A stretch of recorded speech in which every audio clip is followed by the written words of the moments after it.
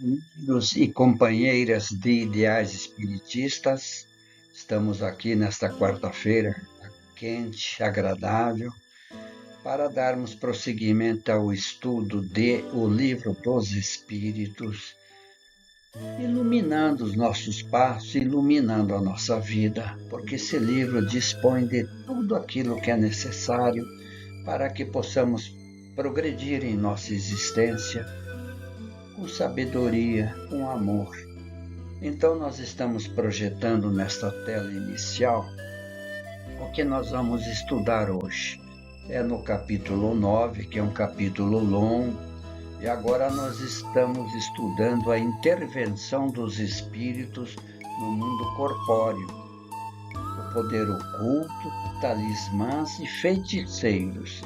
E ainda, na próxima quarta-feira, nós concluiremos esse estudo.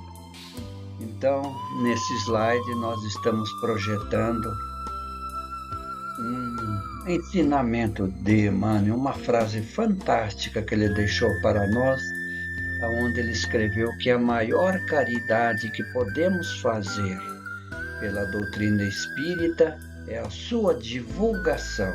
E é isso, meus caros e minhas caras, que nós estamos fazendo há 5 anos, divulgando esta abençoada doutrina.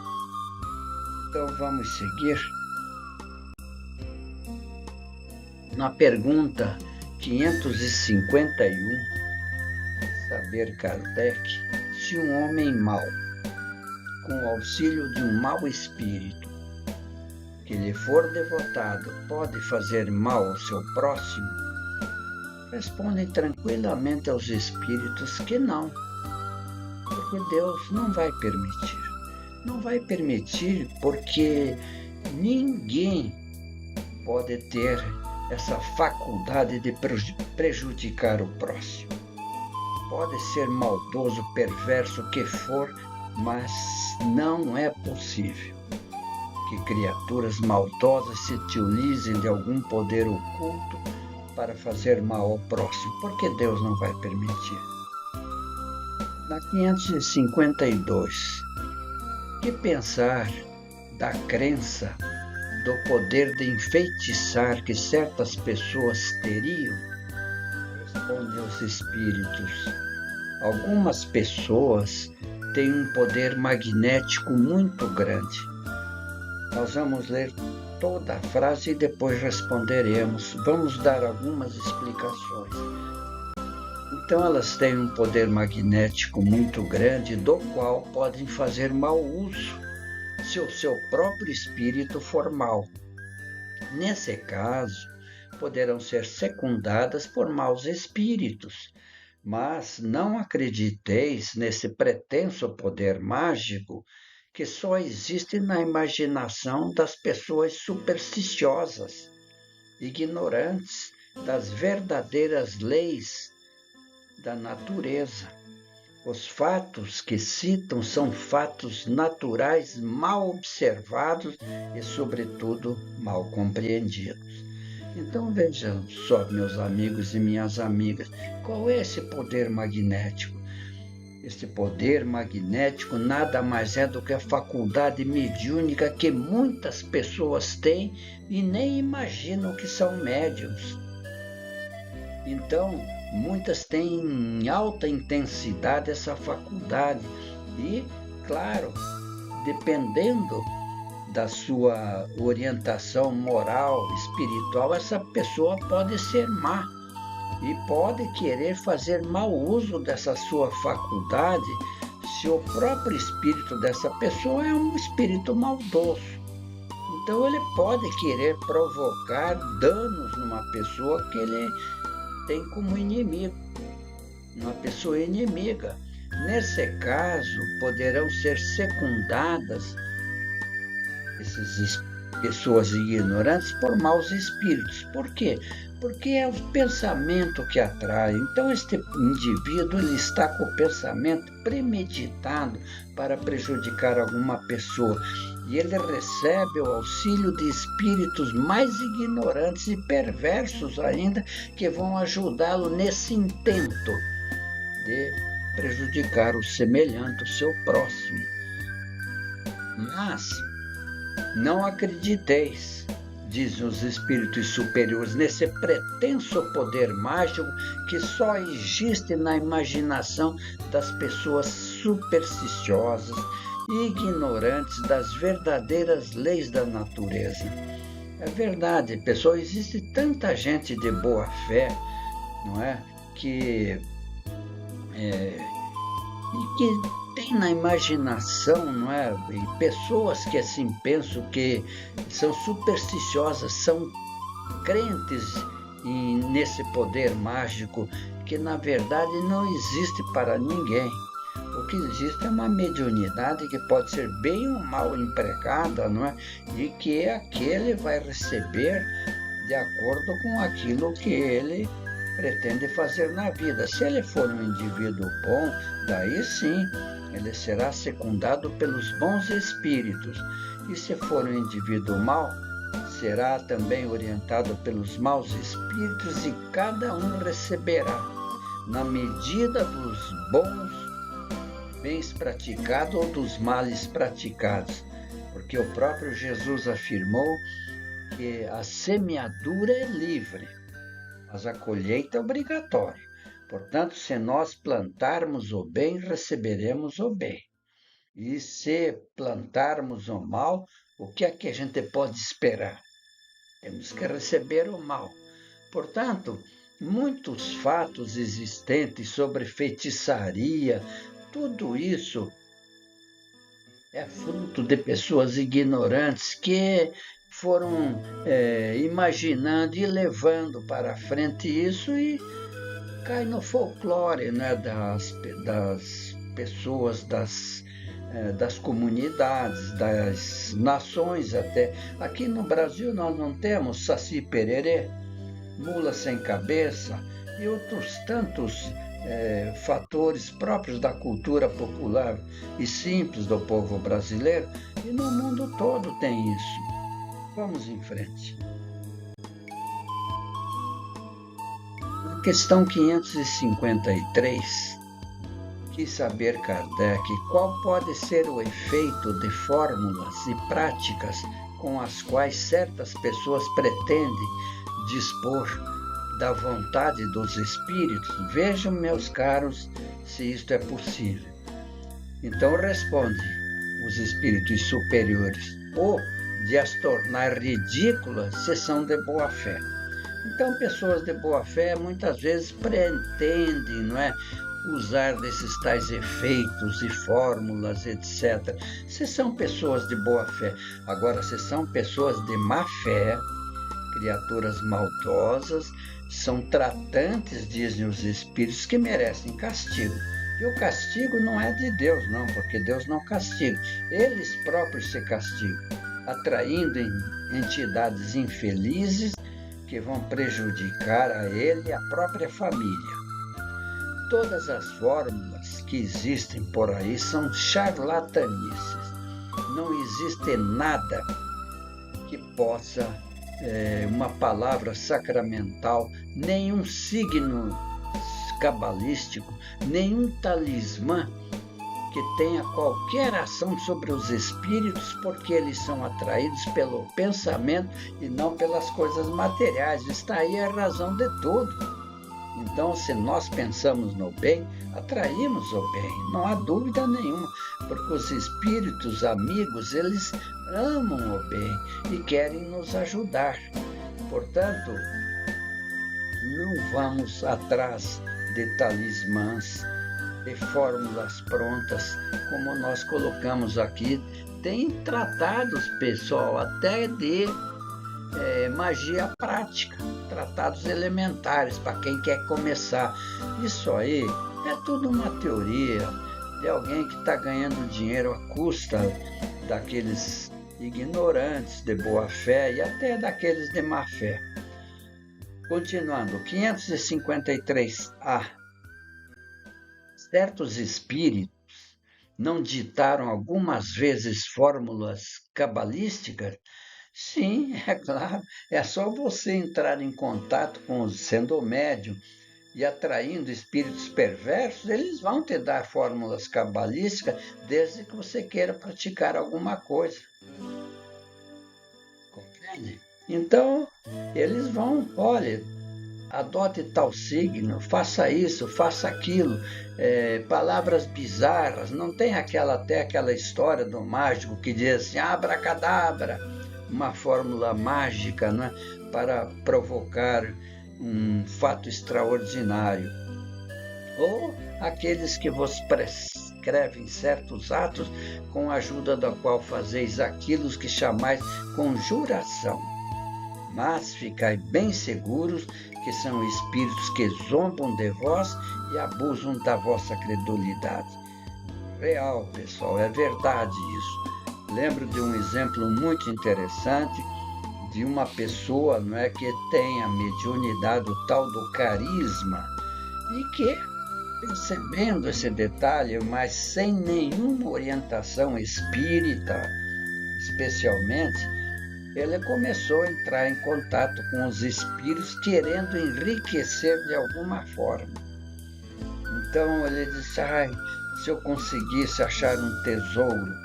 E os espíritos zombeteiros não têm dúvida nenhuma. Primeira coisa que eles fizeram, pois não, nós sabemos onde tem um tesouro enterrado num determinado lugar e eles indicam o campo onde está enterrado esse tesouro. E a pessoa sai bem disposta, nossa, que amigos espirituais que eu tenho, se arma lá de as picaretas, etc. E vai lá no lugar indicado e cava, se cansa, não acha nada. E daí ele compreende que foi vítima de um logro, de espíritos zombeteiros que ficaram dando risada das bobagens que ele está fazendo. Então, muito cuidado, porque os zombeteiros, eles falam de tudo, ensinam de tudo que é errado. É isso que a gente tem que compreender. Na pergunta 554, aquele que, com ou sem razão, confia naquilo a que chama virtude de um talismã, não pode, por essa mesma confiança, atrair um espírito? Porque, então, é o pensamento que age. O talismã é um signo que ajuda a dirigir o pensamento. Tudo bem, isso é real. Mas a natureza do espírito atraído depende da pureza da intenção e da elevação dos sentimentos. Ora, é difícil que aquele que é tão simplório para crer na virtude de um talismã não tenha um objetivo mais material que moral. Qualquer que seja o caso, isso indica estreiteza e fraqueza de ideias que dão aso aos espíritos imperfeitos e zombadores. Olha, quanta realidade nessas respostas. Portanto, nós todos, e nós concitamos a vocês que têm mediunidade, dirijam-se a uma sociedade espírita idônea para lá desenvolver esta abençoada faculdade, mas jamais façam isso em casa. Jamais abram a faculdade para conversar com espíritos que serão zombeteiros, porque a criatura despreparada, não entendendo a faculdade que possui e a capacidade que essa faculdade permita, com mais ou menor intensidade, de receber espírito. E normalmente a pessoa está materializada, ela só quer saber das coisas boas da vida, as coisas materiais.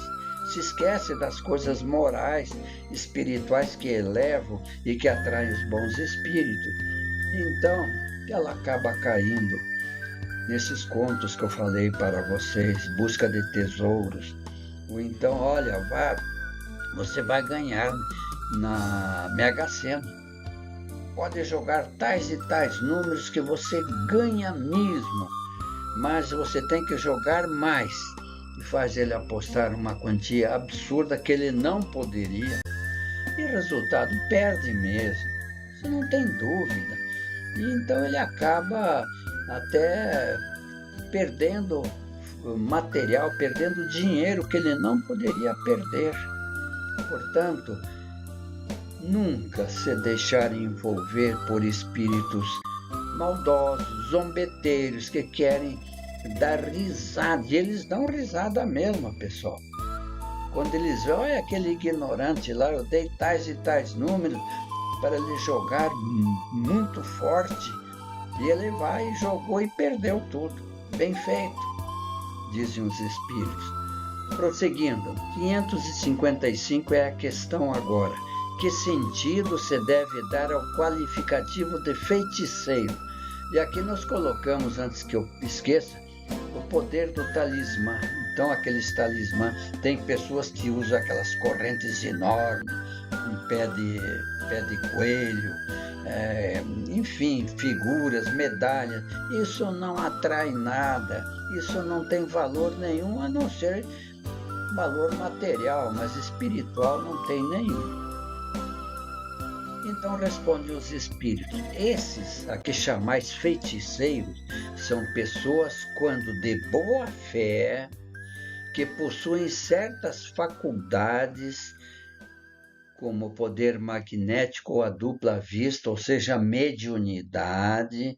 E a dupla vista nós já falamos aqui tantas e tantas vezes, é a capacidade que tem a pessoa encarnada. Tendo esta faculdade, ela enxerga muito mais longe, porque não é com os olhos do corpo, é com os olhos do espírito. Então ela tem essa capacidade de ver coisas que somente em espírito poderia haver, mas que dona dessa faculdade, ela tem essa capacidade. E esse poder magnético é a mediunidade, o tal do carisma que muitas pessoas falam. Como fazem coisas que não compreendeis, ou seja, que nós não compreendemos, as julgais dotadas de poder sobrenatural. Então, o ignorante, no bom sentido, ignorante porque desconhece o Espiritismo, que é a única doutrina científica e filosófica que ensina realmente. Então, eles julgam essas criaturas dotadas de poder sobrenatural. No passado, por exemplo, um exemplo prático, não é? O pessoal adorava Moisés, não é? Porque aquele fenômeno extraordinário lá no Monte Tabor, não é? No meio daquelas nuvens, trovões, etc., ele recebe a tábua da lei. Não é? Então ele desce revestido de superpoderes. Mas aí já seria uma outra história. Então vocês vejam que sempre existiram esses fatos. Quando Jesus provocou os pretensos milagres que o povo fala, que nada mais eram do que fenômenos mediúnicos, o povo achou que Jesus era um ser sobrenatural. E quando os médiuns de cura, médiuns espíritas corretos, honestos, produzem as curas, também, quem não conhece fica, meu Deus, como é que é possível isso? Então, meus caros, é isso, né? Coisas que o vulgo não compreende e que acham que essas pessoas são dotadas de poderes sobrenaturais. E termino dizendo: vossos sábios não passaram muitas vezes por feiticeiros aos olhos dos ignorantes? Por exemplo, vamos lembrar um fato aqui quando o Brasil estava sendo descoberto, o tal do Caramuru, vocês estão lembrados?